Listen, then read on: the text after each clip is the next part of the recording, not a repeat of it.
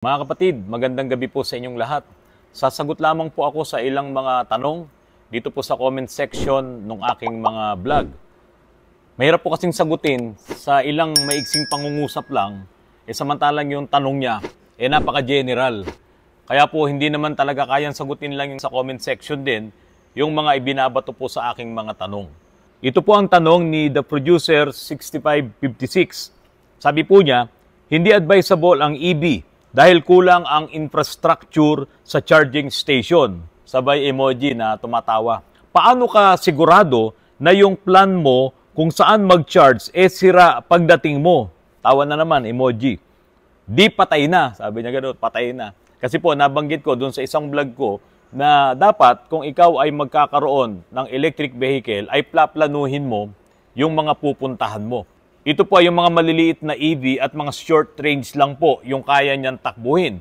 Siyempre, kung yan ang gamit mong electric vehicle, hindi pwedeng hindi nakaplano ang lahat ng lakad mo dahil nga pwede kang maubusan ng karga sa iyong battery. Ang electric vehicle po ay hindi yan katulad nitong mga standard na mga sasakyan na ginagamit natin. Bago ko tuluyang sagutin, itong si The Producer 6556, ay babanggitin ko lang sa inyo itong mga bagay na ito. Marami pong makaka-relate sa akin. Yung standard ng mga sasakyan natin, yung mga kotse natin, yung mga SUVs nyo, kapag yan ay gamit lang ng gamit, pwede ang anak mo, kung halimbawa, yung tatay, no, ako yung may-ari ng SUV, kotse, gamit lang ng gamit yung anak ko, pagbalik sa akin, ubos na yung gasolina, o kaya yung diesel, o kaya pagbalik, maruming-marumi, siyempre, bilang magulang, kakabot ka na lang ng ulo, dahil anak mo naman yung gumamit. Meron naman, hihiramin yung sasakyan mo, hindi mo anak, kapatid mo o kaibigan mo, pagbalik sa'yo, may bangga, may sira, hindi rin nagkarga ng diesel, hindi rin nagkarga ng gasolina. Diba? Or meron naman talagang may-ari ng sasakyan na itong mga standard ng mga sasakyan natin, na itong mga internal combustion engine, na gamit lang ng gamit, wala na palang oil, katulad nung Avanza dito, umistock up yung makina. Wala na palang coolant, nag-overheat. So, yun yung mga hindi talaga marunong mag-maintain ng sasakyan. Wala talagang kaalam-alam, basta marunong lang magmaneho. Marami pong ganyan. Mga kapatid, hindi po yan pwedeng magmay-ari ng electric vehicle. Yung ganyan ng mga attitude ng mga nagmamaneho or may sasakyan, pero hindi man lang marunong talagang mag-maintain ng sasakyan, hindi marunong mag-ingat, at hindi nagpapagasolina or nagpapadiesel, pinababayaan lang yung tatay nila na magkarga, hindi po yan pwedeng magkaroon ng isang electric vehicle. Kapag bumili ka po ng electric vehicle, para sa iyo, The Producer 6556, dapat maalam ka sa maraming bagay kasi ito po ay high-tech. Ngayon, kung ikaw ay sitting pretty lang palagi at iaasa mo sa ibang tao yung maraming bagay sa buhay mo, halimbawa, ikaw yung sinasabi ko kanina, na anak ko na gamit lang ng gamit, hindi ka nagkakarga ng gasolina dahil meron kang magulang na magkakarga para sa'yo. Hindi ka pwedeng bumili ng electric vehicle. Dahil sino ang magcha-charge ng battery ng electric vehicle kung iaasa mo lang lahat sa magulang mo ang pagkakarga dito sa electric vehicle. Hindi rin yan katulad ng cellphone na iiwanan mong nakasaksak sa wall socket mo or doon sa charger mo at tutulugan mo na. At pababayaan mo na yung ibang tao ang mag-check kung fully charged na ang iyong electric vehicle. Karamihan naman yan na talagang automatic yan. Pero hanggat maari, kapag baguhan ka pa lang, dyan sa ganyang klase ng mga sasakyan, babantayan mo yan. I-check mo kung gaano ka talaga siya kabilis mag-charge. Or baka mamaya umiinit yung charger mo, umiinit yung wall socket mo. Marami ka pong gagawin dito.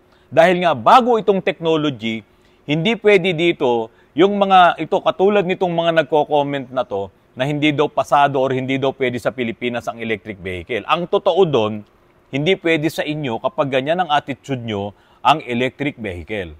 Kung ikaw yung tao na sobrang busy, hindi ka pwedeng magkaroon ng electric vehicle. Dahil halimbawa, opisina bahay ka, pagdating mo sa bahay, sa sobrang pagod mo, sa sobrang stress mo, dahil nga busy-busy ka sa trabaho, sino magkakarga ng EV mo? So, hindi pwede sa'yo muna ang electric vehicle unless mayroong tao na gagawa niyan para sa iyo. Kailangan magdagdag ka ng tamang oras para dito sa ganitong uri ng sasakyan. Sabi ko nga ho sa inyo, hindi ito katulad nung sasakyan mo na internal combustion engine na gas and go ka lang. Napakalaki po ng pagkakaiba nila. Kaya para sa'yo, the producer, 6556, hindi ka pwedeng magkaroon ng electric vehicle dahil kung sinasabi mo na nagplano ka na pagdating mo pala doon sa lugar na pupuntahan mo, magkakarga ka doon, o sinabi mong may charging station doon, sira pala, hindi sasabihin mo, di patay na. Hindi nga po pwede yung ganun. Halimbawa, ganito, pupunta ka sa Baliwag, Bulacan. Yun na lang ang in-example ko kasi mula dito sa Antipolo hanggang Baliwag, Bulacan, estimate ko dyan ay mga 75 kilometers. Ito pong konserba na ginagamit ko na Moretti ay tumatakbo po ng 330 kilometers sa isang full charge niya. Yun yung range niya. Ngayon, kung full charge ako nga alis dito sa Antipolo, makakarating ako ngayon sa Baliwag, Bulacan, sabihin na natin 75 kilometers away from Antipolo yon, balikan nun ay 150 kilometers. So ito, pinaplano ko na. Iniisip ko na kung sakaling ako ay matraffic pa diyan sa EDSA, sa mga dadaanan ko, meron pa akong remaining na another 150 kilometers. Kasi 75 balikan, Baliwag, tapos meron pa akong remaining doon na 150 kilometers. So makakabalik pa talaga ako dito sa Antipolo at kahit matraffic pa ako, ay meron pang reserve yung battery ko. So iyon yung tamang pagpaplano. Ngayon, kung halimbawa ang range mo ay 330 kilometers lang at pupunta ka ng Pampanga one way, ang planuhin mo talaga, pagdating mo doon sa Pampanga, meron ka bang masasaksakan ng wall charger mo? Kasi sigurado, kung halimbawa nandiyan ka sa Angeles, 85 kilometers or 90 kilometers, pag exit mo diyan sa toll plaza, dapat yung pupuntahan mo may makakargahan ka. Dahil pagbalik mo, baka mamaya kapusin ka na. Kasi itong mga electric vehicles, meron pa yung remaining. Kumbaga sa mga internal combustion engine, meron ka pang pondo. Sa internal combustion engine, mga 15 liters yung pondo niyan. 15 or 10 liters. Iilo ngayon yung fuel mo na kailangan mo na magpakarga, yung fuel gauge mo, pero yon ay mga 15 liters pa yon. Or yung iba naman, yung mga maliliit na tangke, ay mga 10 liters lang. Makakapunta ka pa ngayon sa nearest gasoline station para makapagpakarga. Sa electric vehicle naman, pag umilaw ngayon na 20% na lang yung natitirang charge ng battery ng electric vehicle mo, kusang mamamatay ngayon yung air condition. Hindi ka na magkakaroon ng pampalamig sa loob ng iyong sasakyan. Para matipid ngayon yung natitira na karga ng iyong baterya sa iyong electric vehicle. So, maiaandar ka pa niya.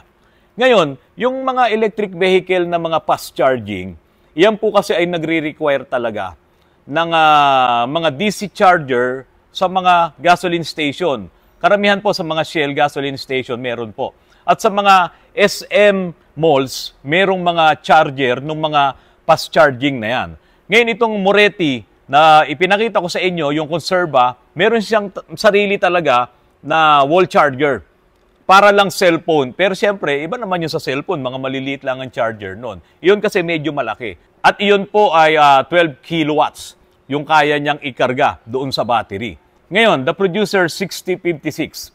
Kung halimbawa umalis ka ng Antipolo na hindi ka fully charged, tapos pupunta ka dyan sa Pampanga, hindi ka talaga makakarating. So wag mong gamitin yung EV mo kung ganyan ang attitude mo. Kasi ito pinaplano, ito iniisip, ito binibigyan ng atensyon. Kung wala kang ganyang pag-iisip at wala kang ganyang sipag at wala kang ibinibigay na panahon dito sa ibang klase, itong high-tech na mga sasakyan na ito, itong mga electric vehicle, hindi ka po pwedeng magkaroon ng EV. Huwag mong baligtarin yung sitwasyon na hindi pwede ang EV sa Pilipinas. Hindi po yan pwede dun sa mga tao na hindi akma ang gamit mo dito. Yung sinasabi mo, the producer 6556 na kulang sa infrastructure. Totoo po yun. Halos wala nga eh. Wala nga inilagay ang gobyerno na infrastructure. Yun nga yung mga charging station. Pero itong mga private na charging station dyan sa SM, hindi ko alam kung magkano kasi ang charge nila dun sa fast charger nila. Yun naman kasing mga fast charger na charging station na yan, halos karamihan po dyan ay long range yung mga nararating ng mga sasakyan na ito. May kaibigan nga akong doktor, si Dr. Mark Culiao, meron siyang VinFast. Nadala nga niya sa Baguio. Ilang beses niya siya nagpabalik-balik. Hindi ko lang alam kung nadala niya sa Bicol dahil taga Bicol po siya. So yun, yung long range po, yung nararating ng mga EV na yun. I-charge mo sa bahay mo, punuin mo yan, at makakarating ka na sa maraming malalayong lugar. At nakikita mo naman doon kung ilan na lang yung natitira doon sa charge ng battery mo. Kaya doon sa mga mamahalin ng mga EV ay talagang hindi ka naman mamumroblema pagdating dito sa pagkakarga ng iyong battery kasi may kasama naman yan na charger talaga na pwede mong gamitin sa bahay mo. Yun nga lang, itong mga fast charger na to, kailangan mong maglinya ng kuryente galing mismo doon sa main switch mo at yan ay dapat may sariling breaker. Kasi nga ito ay mga high current. Noong araw, yung mga air condition natin na binibili, palibasa, malalaking mga compressor pa yung gamit at talagang malalakas sa kuryente. Kapag ka gumagana yung aircon, pati yung ibang mga ilaw natin sa bahay natin, nadadamay, nagpi-flicker. Kasi nga kumakain siya ng malakas na kuryente. Ang ginagawa doon, para hindi ka mamroblema doon, baka mamaya mag-overheat yung linya mo, kukuha ka ngayon mismo doon sa main switch mo, kung gaano man kalaki yung breaker mo doon, maglilinya ka papunta doon sa aircon mo. Ngayon, ganun din dito sa mga EVs. Kung fast charger yung gamit mo at mataas yung range mo, kaya maglalagay ka ng ganung linya. Ngayon, itong mga maliliit na mga electric vehicle na ito, hindi na yan nagre-require ng ganun. Kahit nga sa mga wall socket lang ay pwede na. Karamihan po ng nakabili ng electric vehicle, ang talaga ng mga nabe-benefits nila dyan ay yung tipid sa kuryente. Sa halip na maraming gas or diesel ang nagagastos niya araw-araw, dito nagiging matipid ang konsumo niya ng energy o ito nga kuryente dahil yun ang kanyang energy na ginagamit sa electric vehicle. Tapos konting luxury dahil kung mamahalin ang electric vehicle mo, ibang-iba talaga ang kanyang loob, ibang-iba yung kanyang amenities, no? Pati doon sa mga stereo niya, lahat napakaganda, napaka-high-tech nitong mga electric vehicle. Tapos exempted ka sa color coding. Yan yung karamihan na mabe-benefits mo kapag ikaw ay bumili ng electric vehicle. Ano pa yung ibang magagandang bagay na nagagawa kapag ikaw ay bumili ng electric vehicle? Siyempre, kaya yan din-design para nga sa ating kapaligiran, para mabawasan yung nagbubuga ng mga lason. Pero merong magsasabi dyan, bago naman binuo yan, ay gumamit din yan ng fossil fuels, nagbuga din yan lason. Given na yun. Lahat naman ng sasakyan na yan, ganun naman lahat ang pinagmulan. Pero once na mabuo yan at ginagamit mo na itong EV na to, yan, nakakatipid ka na at hindi ka nagbubuga ng lason. Meron na naman babanat. Paano naman itatago or i-keep yung mga battery na gamit na? Parang itong mga battery natin, kapag tayo ay bumibili ng battery ng kotse natin, kung ibibigay mo sa kanila, bibigyan ka ng discount na 150 pesos, ibinabalik sa kanila. Hindi para i-repair nila yon. Kailangan nilang gawin yon para nga iyon ay i-reprocess ng maayos, ibabalik doon sa kung sino man yung manufacturer noon. I-recycle yun ng tama. Ganon din dito sa mga EV battery kasi ito talaga mas mamahalin tong mga battery na to, yung mga laman yan, kaya ito ay talagang kukunin sa'yo. Kung halimbawa sira na yung battery mo, magpapalit ka, kukunin talaga sa'yo yan. Kaya lang dito kasi sa Pilipinas, napakabagal ng ating gobyerno. Kasi dapat doon sa Electric Vehicle Industry Development Act, dapat ay tinatakil na nila yan kung anong gagawin sa mga baterya na yan dahil ito po ay regulated ng batas na to na EBITDA law. Kaso wala tayong naririnig puro politikang iba't ibang klase ng kung ano-anong labanan sila meron ngayon dahil nga po mag-e-eleksyon. So, ewan ko, itong mga nakaraan, wala naman din talaga tayo narinig. Ngayon, ibang-iba ang electric vehicle dito sa mga standard na internal combustion engine na ginagamit pa natin ngayon. Ito pa po ang isang comment ni Kanang Kanaba. So sabi niya, marami akong natutunan sa inyo, pero hindi ako pabor ibida ang produkto ng ibang bansa, lalo na ng China. Maganda sana ang produkto ng Pinas, gumawa na tayo ng sariling atin. Kung natatakot tayo dahil laganap na sila, walang mangyayari. Kumbinsihin ng gobyerno, mamuhunan sa car industry. Kanang Kanaba, alam ko po yung sinasabi nyo. Sa totoo lang po, sa dinami-dami ng mga vlogs na ginawa ko, ay iyan po ang sinasabi natin doon. Na hanggat maari, yung mga estudyante na nag-aaral ngayon, kumuha kayo ng kurso, mechanical engineering, automotive engineering, yung mga ITs na yan, at yung iba pang mga technical course, ay tulungan talaga ng gobyerno na itaas pa yung mga level ng technology na pinag-aaralan. diyan sa mga kolehiyo at pati sa mga vocational schools. Pero wala naman tayong naririnig sa gobyerno eh. Ang inuna nila yung mga ayuda-ayuda na yan at lalo pang naging negatibo ang epekto sa ibang mga tao na nabibigyan mo nga ng ayuda, hindi naman nagagamit sa tamang paraan. O yung iba talagang para sa kanila yon. Okay, kalimutan natin yung politika. Kasi hanggat maaari, ayoko sanang itakil yan eh. Kaya lang kasi dapat sila ito eh. Dahil ang nagpapatakbo ng DOST ay gobyerno. So dapat lahat ng mga nandyan sa DOST ay mga engineers, mga technical people. Katulad ng ginawa ng China noon, nung sila yung sumisibol pa lang. Lahat ng engineers nilagay nila sa DOST, kaya nga po ganito sila katindi ngayon sa pagdating sa technology. Pero dito sa atin sa Pilipinas, kanang ka na ba? Paano mangyayari yan? Kung wala tayong mga estudyante na talagang mag-aaral, pag-aaralin ng gobyerno para yung sinasabi mo, pagdating ng panahon tayo na mismo ang bumubuo ng mga sasakyan na ito. Maraming mga Chinese students pumupunta dyan sa US, dyan sila nag-aaral. Yung mga technical skills na yan. Maraming mga engineers, mga Chinese nandyan sa US. Meron sa Europe at sa iba pang mga bansa. Tapos babalik sila sa bansa nila. Nandiyan ang gagaling nila sa sarili nilang bansa. Ako, may kilala ako. Kadete. No? PMAyer. Pinag-aral sila sa ibang bansa. Diyan sa West Point. Hindi na umuwi. Oh, di ba? Nakarating ng US eh. Maraming ganun. May mga kakilala ako. Pumunta diyan sa isang lugar na yan dahil sinuportahan sila, inisponsor sila ng mga kumpanya rito. Pagdating doon, di na umuwi. Oh, pag-aralin mo pa kaya doon. So, kayo na po ang humusga dyan. Parang napakalabo kung sa loob ng 1 dekada or 10 taon, mangyayari yun na kahit gustuhin ng gobyerno, ay tayo na ang bubuo nitong mga sasakyan na to. Kahit sabihin mong internal combustion engine pa. Kasi wala tayong technology. Wala tayong infrastructure. Wala tayong sariling planta. Kung magkakaroon man dito, dala pa rin yan ng ibang technology, ibang bansa pa rin ang may dala niyan. Kung talagang ang isang tao ay gustong umasenso, dapat itong taong to, sasama siya doon sa mga taong asensado na. At gayahin niya ang ugali ng mga taong ito. Karamihan ng mga taong asensado, yan yung masisipag talaga. Yung araw ay ginagawang gabi, yung gabi ginagawang araw. Ito pa, bawal mainis, bawal mainggit, at bawal mainip. Yan po ang dapat na attitude ng isang gustong umasenso. Pati ng isang bansang gustong umasenso. Kailangan mong sumama doon sa mga bansang asensado. Eh sino sasamahan natin? Si US? Si Japan? Si Japan nga sinakop tayo, wala namang iniwan na technology. Oh. Hindi ko naman sinasabing sumama tayo sa China. Ayan na nga, sinasakop na nga yung West Philippine Sea. Pero mga kapatid, ito po sasabihin ko sa inyo. Nasakop na tayo ng China. Ito, personal ko lang to Nasakop na tayo ng China eh.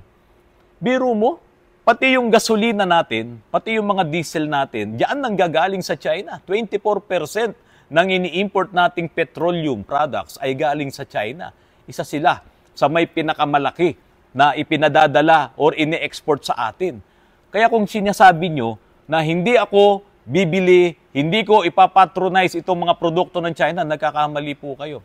O bakit may mga gasolina at diesel na mura? Tanungin nyo kung saan galing yung kanilang diesel at gasolina na yan, yung mga petroleum products na yan. Kasi po ang China, ang pangalawa sa pinakamalaki na nagpa-process nitong mga crude oil na yan para maging isang petroleum products. Oh. Sino ngayon ang mga bumibili kay China? Itong mga bansang nasa Asia. At tayo nga po yun, Pilipinas. Hindi mo pala alam na yung gasolinang nilalagay mo dyan sa kotse mo, galing din pala ng China. Kasi doon sa kanila, mura. Ito namang si China, nag-i-import naman siya nung mga krudo na yan, nung mga langis na yan, galing naman dyan sa Russia at sa iba pang mga bansa tulad diyang Middle East. Ngayon, ito si China talagang negosyante siya eh. Diba? Kahit wala siyang langis na nanggagaling doon sa bansa niya, nag-i-import siya sa iba at ipoproseso niya. At karamihan po ng mga businessman natin dito sa Pilipinas, ganyan din ang ginagawa. Mag-i-import dito sa China ng kung ano-anong produkto, i-repack dito at mangyayari na yun, made na doon sa ginawa nilang kumpanya. Made sa ganito, galing ng Canlubang, galing ng Laguna, kung saan-saang lupalop sa Pilipinas, doon made. Pero yung base product noon, galing yun ng China. Kasi sa China ay mura. So, kaya ko ngayon nasabi na sa totoo lang, nasakop na tayo ng China. Kaya kung talagang matutuloy ang giyera, gigerahin tayo ng China, at wala na talagang mga produkto na makakarating dito sa Pilipinas mula doon sa China, ano kaya ang mangyayari? Siyempre, may makukuhanan pang iba. Magkano? Kaya itong mga Juan de la Cruz na mga kababayan natin, baka hindi na nila mabili yun sa sobrang mahal. Kasi itong mga negosyante, hindi naman gobyerno bumibili. Itong mga negosyante. At itong mga negosyante, saan sila bibili? Doon sa mahal o doon sa mura? At siyempre, doon sa mura. Ngayon, kung talagang wala ngayong mabibili, dito sa bansang ito, halimbawa sa China, lilipat sila dito sa Japan, lilipat dito sa Korea, lilipat sa Malaysia, lilipat sa Thailand. Tayo bili lang ng bili. No? Yung ipinagyayabang natin na i-export natin na saging, pinya, yun lang. At yung iba pa siguro, ang nangyayari, ang Pilipinas, marami tayong mga skilled workers, yun ngayon ang napupunta sa iba't ibang bansa. Oh. Sana kung magagaya lang natin talaga na yung mga nag-aaral, yung mga pinag-aaral ng gobyerno, makarating dyan sa ibang bansa at pagbalik dito, ay tutulungan ng ating bansa na makabangon. Hindi naman po ganun na nangyayari. Meron na po bang ganun? Kung meron po, i-comment nyo. Kung merong mga ganung mga tao na tinulungan ng gobyerno dito sa Pilipinas at ngayon ay nandiyan sila sa mga sangay ng gobyerno natin, tumutulong sila, ibinibigay nila, isineshare nila yung napag-aralan nila sa ibang bansa. Sige nga po, paki-comments nga po dito sa vlog ko po na ito. Mga kapatid, mag-share lamang po ako sa inyo ng dalawang magaling na tao. Meron po kasi akong Go Negosyo book ni Joey Concepcion. Noong ako'y nasa networking, talagang pinag-aaralan, binabasa ko yon. At very inspiring po yung mga stories po dyan sa Go Negosyo book ni Joey Concepcion na yan. Alam niyo po, ito, isang maiksing ano lang to kwento, si Henry C. Pagkatapos ng giyera noon, yung World War II, sinakop tayo ng bansang Hapon. At siyempre, pinagtanggol na tayo ni Uncle Sam. Dumating na si MacArthur. At siyempre, ang sumakop naman sa atin ay itong mga Kano, itong mga Amerikano. Itong mga Amerikano, yung mga GI na yan, marami silang naiwan ng mga sapatos. At doon nagsimula yung business ni Henry C. at ng pamilya niya. Itong mga sapatos ng GI na yan, pinaganda, nag-innovate ng mas magandang design. Itong sila Henry C., sabi niya, walang problemang gayahin, basta mas pagandahin mo lang, mas patibayin mo. At naging SM Shoemart. Isa sila sa pinaka-napakayaman dito sa Pilipinas. Oh, ginaya niya. So si Henry C., hindi siya natakot na gawin yung negosyo ng mga sapatos na yun. At talagang nagsikap siya. Panahon pa ng Hapon, nandito na sila sa Pilipinas. Ito pa isa, yung may-ari ng Sesto. Nung araw kasi, usong-uso yung Sunny Orange, yung mga Tetra Pak na ganon. Hindi ko lang alam kung ano pa yung ibang brand para siyang pyramid, kulay dilaw, tapos may straw. Susoksokan mo, ang sarap-sarap ng orange na yun. Bata pa ako, 70s, nakakatikim na ako nun. Ginaya ngayon nito nung may-ari ng Sesto. No? Gawa siya ng Sesto. Nandoon din sa Tetra Pak na yun. Na itong Sesto na to sumikat. Nasa lamayan ng patay, nasa birthday, kung ano-anong kasiyahan, nandyan siya. Hindi mo mawala ang Sesto. Yumaman. Sumobrang yaman ngayon itong may-ari ng Sesto. Diba? Tapos, ano nang pag-aari niya ngayon? Lumilipad na. Sest Air. So, yung mga yan, mga kapatid, ano kaya mga lahi ng mga yan? Diba? Mga Chinese. Ganon ang kanilang isipan. Hindi nila iniisip yung iba para mainggit sila. Hindi sila naiinis doon sa mga umaasenso at hindi sila naiinggit. So, dire-diretso lang sila, gawa sila ng gawa, trabaho sila ng trabaho, masaya silang ginagawa yung trabaho na yun at sila ay umasenso. Tayo dito sa Pilipinas, bawal yan. Hindi yan pwede dito sa Pilipinas, bawal yan. Ay, gawa ng China yan, hindi yan pwede dito sa Pilipinas. Tingnan mo halos lahat ngayon gustong pumunta doon sa China. Mag-research kayo. Ilang automotive car manufacturers ang nandiyan sa China. At itong mga pyesa na nandiyan sa Thailand, si Thailand matulad lang din yan dati sa Pilipinas dito na dito binubuo, assembly plant lang. Diyan karamihan sa Thailand. Dito sa Pilipinas noon, naging assembly plant din tayo ng maraming mga car manufacturers na yan. Umalis nga lang. Saan galing ngayon itong mga pyesa na nakalagay made in Thailand? Saan galing din yung pyesa nila? Ewan ko lang kung meron nang nagmamanufacture talaga ng mga pyesa doon. Oh. Kasi dati namang wala doon. Pero nung doon na nag-assembly plant, yung mga kumpanya na to, dahil nga mahal, kung isang buo galing sa Japan, dadalhin mo sa Pilipinas ang isang kotse, yan yung tinatawag na CBU, no? Mahal yun. Kaya ngayon, itong mga pyesa na galing sa Japan noon ay dadalhin ngayon sa Thailand, dito yung assembly plant, yun ay completely knockdown unit. CKD. Dito na ngayon bubuin sa Thailand at malapit na ngayon sa Pilipinas, malapit na rin dito sa mga ibang bansa sa Asia, hindi na galing ng Japan. Kasi malaki-laki yung pag isasakay mo sa container at baka masira, lalo na pag umaalon-alon, di ba? So, ganun na po ang nangyari. Hindi po ako pro-China. Kaya lang, yung reality lang. Itong mga nasa paligid ko, made in China. Mga charger, made in China. Itong aking scanner, made in China. Itong cellphone ko, iPhone, made in China. Halos lahat yata na nakikita ko dito. Pati yung ilaw ko, made in China. Lahat. Wala naman ako magawa eh. Bibili ba ako ng made in Japan? Wala namang mabilan dito. O wala naman sa online, made in Japan. O. Sa mga marketplace, wala din. Sa mga mall, kakaunti lang. At kung meron man, ubos pera mo. O, made in US, lalo na. O. Diba mga kapatid? Kaya, maging realistic lang din po tayo. At maging wise din po tayo. Kaya nandiyan yung mga produkto na yan para magamit din naman natin. Hindi yan inilagay dyan para paunlarin natin yung bansa na yun. Sa totoo lang, kahit hindi na tayo bumili ng mga produkto ng China, walang mangyayaring epekto sa kanila yun.